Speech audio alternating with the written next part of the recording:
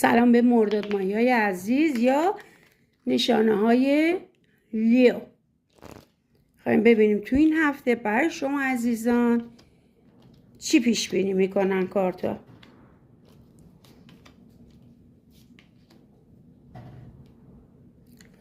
ناین آف وانس افتاده. این هفته ممکنه خودتون در حال نزدیک شدن به خط پایان ببینید و این کارت ناین آف وانس پشت کار فداکاری شما رو در رسیدن به هدف شخصیتون که برای اون تلاش کردین رو بسیار بولد میکنه.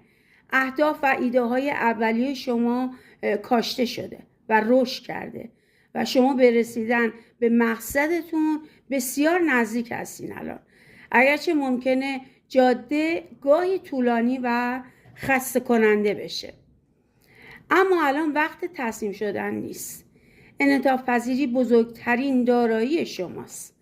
بنابراین زره جنگی خودتون رو بپوشین و به جلو حرکت کنین. مهم نیست زندگی چه چیزی رو سر راهتون قرار میده. تاثیر ما در میزان که همون لیبراست برای شما نشانه های لئو میگه که گفتگو و ارتباط زیاد میشه، صحبت ها زیاد میشه.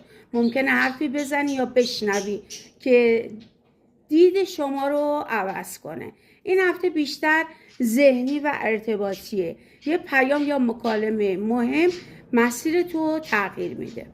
خورشید در نشانه قوچ حس ماجراجویی داره برای شما و حس ماجراجوییتون رو تقویت میکنه. نشست سیارات در خانه نهم میل به سفر، یادگیری، علوم جدید یا مسائل حقوقی رو در سطر بالا قرار میده.